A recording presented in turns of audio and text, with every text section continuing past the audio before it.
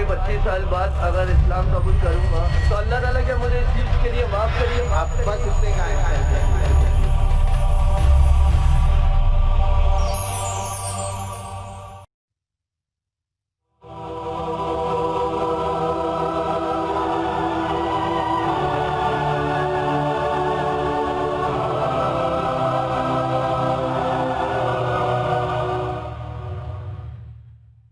الحمدللہ والصلاة والسلام علی رسول اللہ وعلی آلہ وصحبہ اجمعین. اما بعد، خواتین و حضرات، 10 روزہ عالمی اسلامی کانفرنس جس کا عنوان ہے اسلام انسانیت کے لیے حل، اس عظیم الشان کانفرنس میں میں فیض الرحمن ندوی اسلامک ریسرچ فاؤنڈیشن ممبئی کی جانب سے آپ تمام خواتین و حضرات کا اور اسی طرح پیش ٹی وی کے اوپر اس پروگرام کو لائیو دیکھنے والے کروڑوں ناظرین کا دل کی گہرائی سے استقبال کرتا ہوں. السلام علیکم ورحمۃ اللہ وبرکاتہ.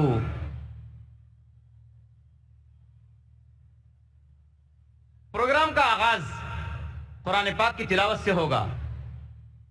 اس کے لیے میں ڈاکٹر ذاکر نائک کی نگرانی میں چلنے والے اسکول اسلامک انٹرنیشنل اسکول ممبئی کے شعبہ قرأت کے استاد قاری مستقیم انصاری کو دعوت سخن دیتا ہوں کہ وہ تشریف لائیں اور قرآن پاک کی تلاوت سے جلسے کا آغاز کریں. قاری مستقیم انصاری.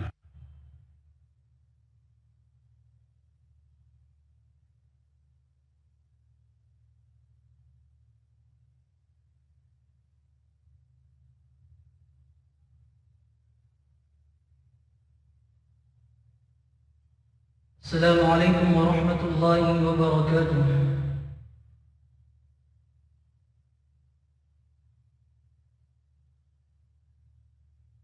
اعوذ باللہ من الشیطان الرجیم.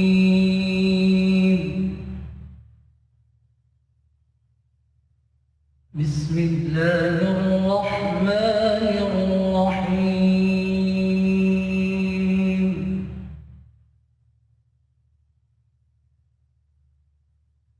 الرحمن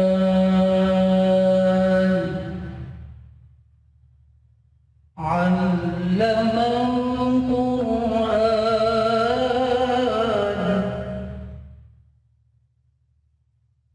خلق الإنسان علمه البيان.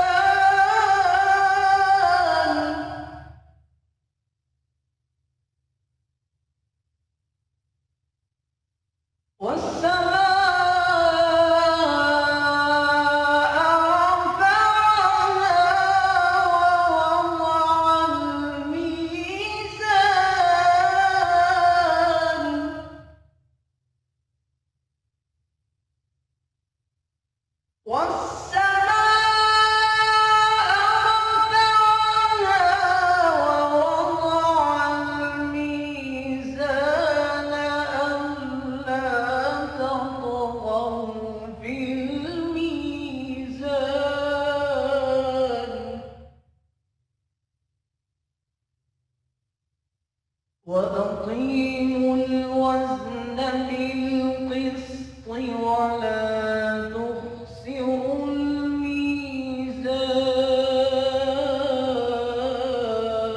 الميزان والأرض وضعها للأنام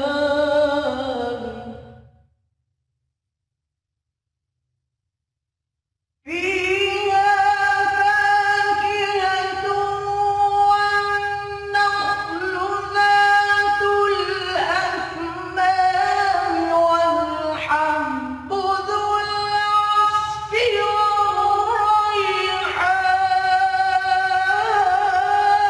والريحان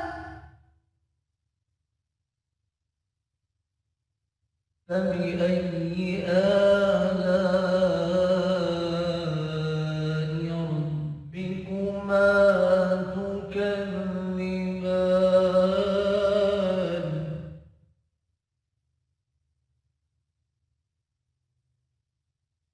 خلق الإنسان من صلصال كالفخار وخلق الجان من مارج من نار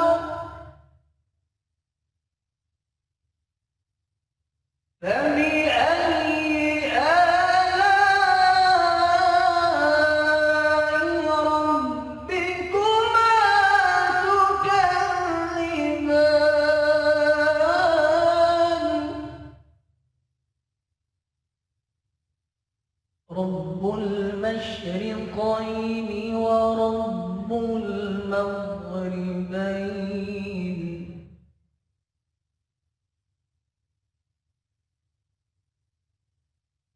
فبأي آلاء ربكما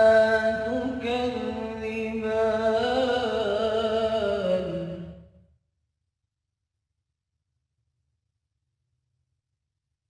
رب المشرقين ورب المغربين فبأي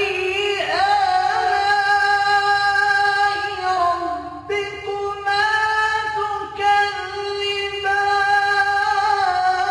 تكذبان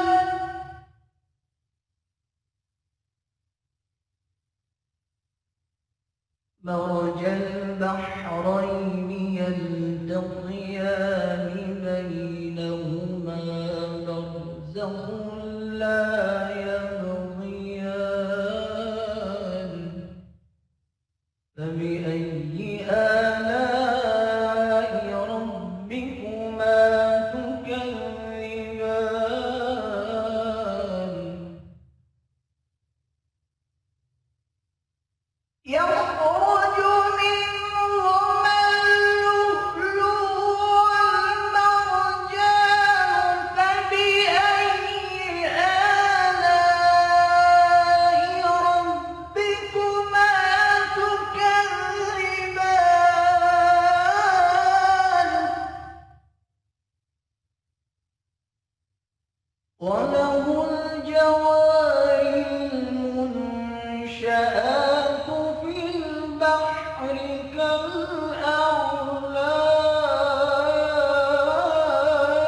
كالأعلام فبأي آلاء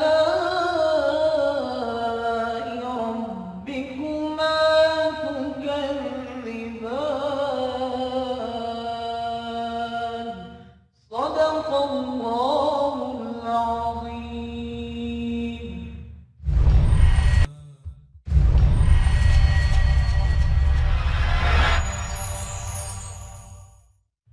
जज़ाकल्लाह कारी मुस्तकीम अंसारी साहब خواتین و حضرات،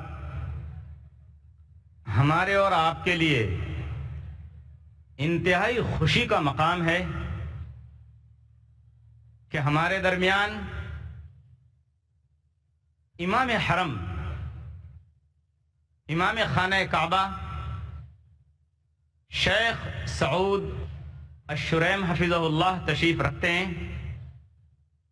تھوڑی دیر کے درمیان امام حرم اسٹیج پر تشریف لا رہے ہیں۔ انشاءاللہ آپ کے دست مبارک سے اسلامک انٹرنیشنل اسکول ممبئی کے طلباء و طالبات کو انعامات دیے جائیں گے، سرٹیفکیٹ کی شکل میں، اسناد کی شکل میں۔ اب میں انتہائی ادب و احترام کے ساتھ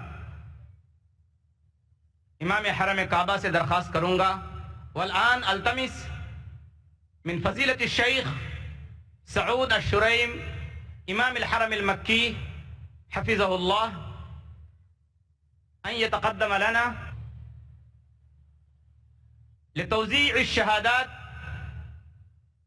لطلاب المعهد الإسلامي العالمي۔ شیخ محترم تشریف لا چکے ہیں۔ اب ہم باقاعدہ ان طلباء کے ناموں کا اعلان کرتے ہیں جن کو امام حرم کے ہاتھوں سند ملنے والی ہیں۔ قرات و ترتیل کے اندر جس ہونہار طالب علم کو سند دی جائے گی وہ 9ویں جماعت کا طالب علم ہے محمود شیخ، کہ وہ آئے اور اپنی سند امام محترم سے حاصل کرے۔ محمود شیخ 9ویں جماعت کا طالب علم۔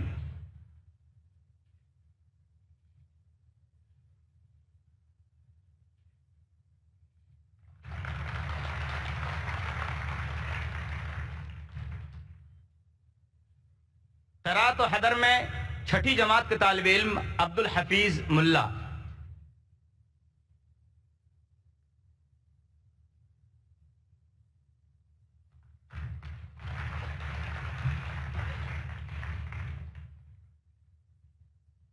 داعی کی حیثیت سے ڈاکٹر ذاکر نائک کے صاحبزادے فارق نائک جو 10ویں جماعت کے طالب علم ہیں وہ آئیں اور اپنی سند حاصل کریں۔ فارق نائک۔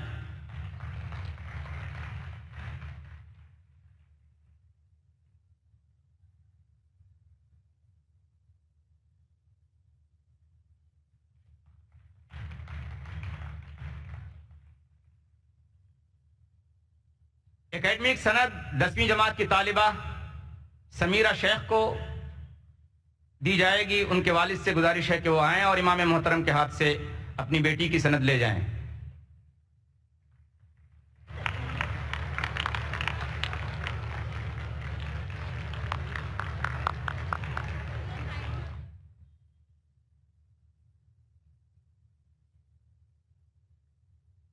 انگلش پبلک اسپیکنگ کے لیے ڈاکٹر ذاکر نائک کے صاحبزادے 10ویں جماعت کے طالب علم ہیں فارق نائک، وہ آئیں اور اپنی سند لے جائیں۔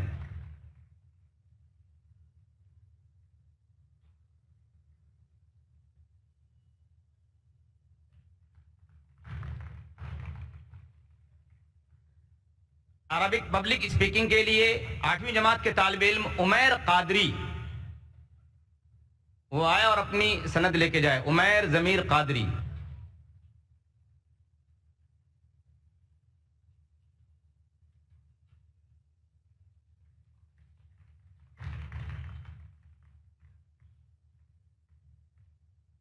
اسپورٹس میں 10ویں جماعت کے طالب علم ذاکر نائک کے صاحبزادے فارق نائک آئیں اور اپنی سند لے جائیں۔ اسپورٹس میں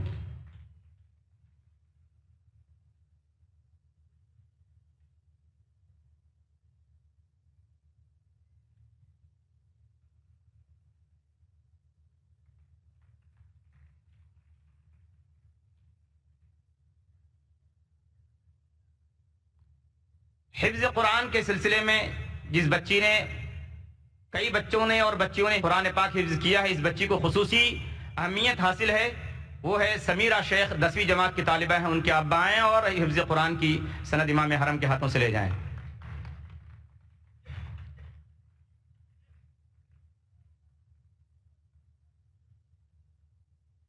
اس کے بعد آپ تمام حضرات کے لیے हमारे लिए, पूरी कौम के लिए इंतहाई खुशी का मकाम है कि मारूफ माहिर तालीम जनाब मुबारक कापड़ी की दुख्तर और मारूफ इस्लामी स्कॉलर डॉक्टर जाकिर नायक की भांजी डॉक्टर मुजना कापड़ी ने इस साल MD डॉक्टर ऑफ मेडिसिन के आखिरी इम्तिहान में, फाइनल इम्तिहान में पूरे महाराष्ट्र रियासत में अव्वल मकाम हासिल किया है। ये इंतहाई अहम तरीन कामयाबी हासिल करने वाली पहली मुस्लिम तालिबा है। डॉक्टर मुजना कापड़ी की खूबी ये है कि वो हमेशा मुकम्मल हिजाब में रहते हुए उन्होंने ये कामयाबी हासिल की है और IRF में आप दर्स कुरान भी देती रहती हैं। मैं उनके वालिद मोहतरम से गुजारिश करूंगा कि वो इमाम मोहतरम के हाथों अपनी बेटी की सनद लेके जाएं।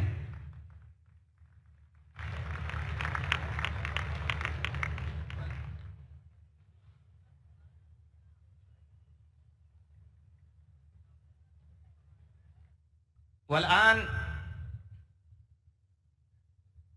अल्तमिस मिन फजीलत शेख सऊद अश-शुरैम हफिज़हुल्लाह अन यतक़द्दम लना बिकलिमातिन तौजीहिया तुसाइद फी हयातिना अल-मुस्तक़बलिया फलियतफ़ज़्ज़ल मशकूरन।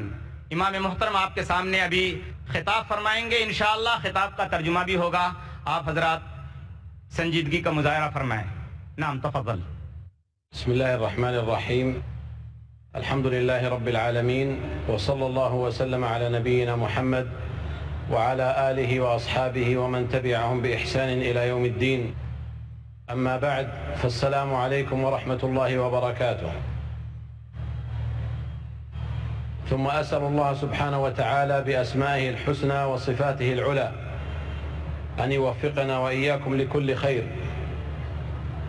وأن يجعل اجتماعنا هذا اجتماعا على خير، وأن يجعل تفرقنا من بعده تفرقا إلى خير، وأن يجعلنا هداة مهتدين غير ضالين ولا مضلين، إنه سميع مجيب. أيها الإخوة، الجمع كبير والعدد غفير، ولا أدري بماذا أبدأ وبماذا أنتهي، ولكن لعل من المناسب أن أشير باختصار وعلى عجالة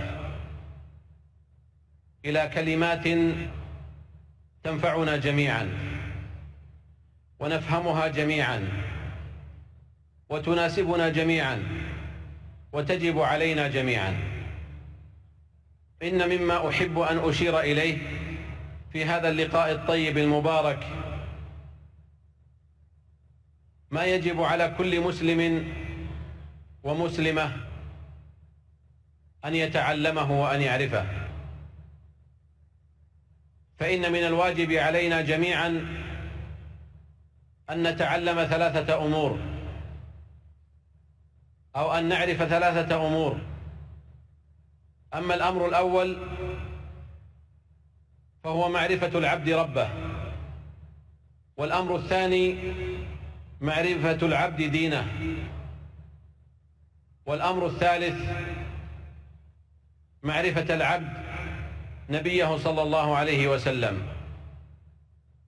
ونختم بأمر رابع وهو الدعوة إلى ما تعلم. نعم أيها الإخوة، يجب علينا جميعا أن نعرف الله جل وعلا حق معرفته، فإن الله الذي خلق هذا الكون علويه وسفليه ودبره أحسن تدبير وخلقه أحسن خلق، فخلق السماء وخلق الأرض وخلق البحار والأشجار والأنهار والنجوم مسخرات بأمره، لهو المستحق للعبادة، هو المستحق لأن يعبد وحده لا شريك له. فيجب علينا جميعا أن نعرف الله وأن نقدره حق قدره، لأننا إنما خلقنا لأجل هذا الأمر. وإننا لنعلم أن الفطر السليمة والأصول الخالية من الشوائب تعلم من طبيعتها أن هذا الكون الفسيح وما فيه من تدبير لا ينبغي أن يكون إلا من الله جل وعلا، وأنه لا مدبر لهذا الكون إلا هو سبحانه وتعالى. فأول ما يجب علينا معرفته هو الله، وأن وجودنا على هذه الأرض إنما هو لعبادة الله، ولم نوجد لأجل أن نأكل ونشرب وننام ونلهو ثم نموت هكذا دون حساب ولا عقاب، ودون غاية ودون وسيلة مؤدية إلى هذه الغاية. ولذلك أضل الله من لم يهتدي إلى معرفة ربه جل وعلا، فجعل من فلسفته على وجود الإنسان أنه يقول أنا أشك، فبما أنني أشك فأنا إذن موجود. هذه العبارة التي قالها ديكارت ليثبت أنه موجود.